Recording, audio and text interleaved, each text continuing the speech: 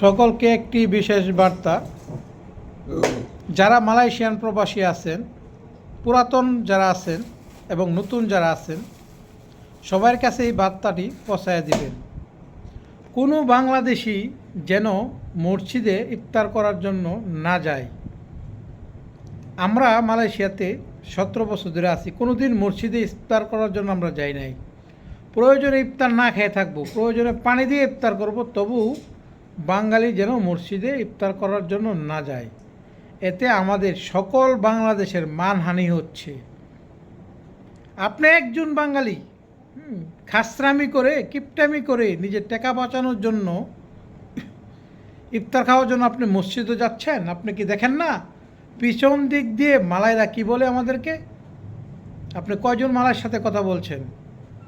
আমি অনুরোধ করে বলবো বাংলাদেশিদেরকে, কেউ মসজিদে ইফতার করার জন্য যাবেন না। এতে আমাদের সমগ্র বাংলাদেশের কলঙ্ক হচ্ছে, আমাদের মানহানি হচ্ছে। অনুরোধ আপনাদের কাছে, কেউ মসজিদে ইফতার করার জন্য যাবেন না। যতটুকু সম্ভব আপনার নিজের টাকা দিয়ে ক্রয় করে ইফতার করুন।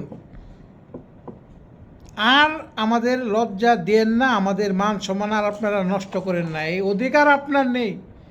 আপনি মনে করেন না যে আপনি একাই বাঙালি, আপনি যা করলেন আপনার ওপরেই কলঙ্কটা হলো, তা কিন্তু না। কলঙ্কটা কিন্তু আমাদের মাতৃভূমি সহ আমাদের সকল বাংলাদেশের ওপর বর্তায়।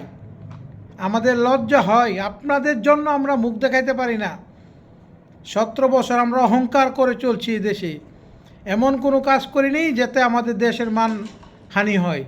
আমরা আমাদের দেশকে একটি সম্মানজনক স্থানে নিয়ে যেতে চাই, কিন্তু আপনাদের জন্য এখন আমরা মুখ তুলে তাকাইতে পারি না বিদেশিদের কাছে। নিজেদের এখন ছোটো মনে হয়। এটা আর করবেন না। মসজিদে খাওয়া খাই বন্ধ করুন, নিজের বাড়িতে খান, নিজের বাসায় খান। এটা মালয়েশিয়ান প্রবাসীদের জন্য আমি বলতেছি। অনুরোধ, আপনারা কেউ মসজিদে ইফতার করার জন্য যায়েন না, আর মান সম্মান দিয়েন না। আমাদের মান সম্মান অনেক দিয়েছেন আপনারা, অনেক নষ্ট করছেন। ধন্যবাদ যারা যারা ভিডিওটি দেখতেছেন। যদিও আমি এসব নিয়ে ভিডিও করি না, আজকে মনের দুঃখে ইফতারের পর এই ভিডিওটা আমি ধারণ করলাম। সবাইকে অনুরোধ করব, সবাই শেয়ার করুন। কোনো প্রবাসী যেন মসজিদে না যায়, ইফতার না করে মসজিদে যায়, আমাদের বদনাম যেন না হয়। আর মসজিদে খাওয়া খাওয়াই এগুলা চলবে না। আপনি যাবেন, ঠিক আছে, নামাজ পড়ে চলে আসুন। আমি দেখেছি শুক্রবার খাওয়া নিয়ে আপনারা কারাকারি করেন, জুম্মার দিন খাবার নিয়ে আপনারা কারাকারি করেন, ইফতার নিয়ে আপনারা কারাকারি করেন, কুরবানির সময় গরু জবাই হয়, কুরবানি হয়, সেটা নিয়েও আপনারা কারাকারি করেন। সব জায়গায় আপনারা বাংলাদেশের মান সম্মান দিয়ে দিচ্ছেন। এত খাসরামি করেন কেন? 4 লাখ টাকা 5 লাখ টাকা খরচ করে মালয়েশিয়া যেতে পারেন, 2 টাকা খরচ করে ইফতার করতে পারেন না, 2 টাকার জন্য খাবার খাইতে পারেন না, মাস শেষে তো লাখ টাকা দেশে পাঠান। তো এত খাসরামি কিসের জন্য? কিসের জন্য আপনি বাংলাদেশের মান সম্মান দিবেন? আপনার কোন অধিকার আছে বাংলাদেশের মান সম্মান দেওয়ার? আমাদের মান সম্মান নিয়ে সিনেমিনি খেলার আপনার কোনো অধিকার নাই, কোনো অধিকার আপনার নাই। খবরদার আর কেউ এই কাজটা করবেন না। মালয়েশিয়ার কোনো মসজিদে যায় ইফতারের জন্য ভিক্ষুকের মতো আপনারা কারাকারি খামসি করবেন না, কোনো খাবার নিয়ে, কোনো কিছু নিয়ে না, যাবেন না। আর এই কাজটা আর করেন না। আর যারা পুরাতন প্রবাসী আছেন, আপনারা নতুনদেরকে বুঝাবেন যাতে করে এই মসজিদে এগুলো না করা হয়। আমাদের মান সম্মান কিন্তু একেবারেই চলে গেছে।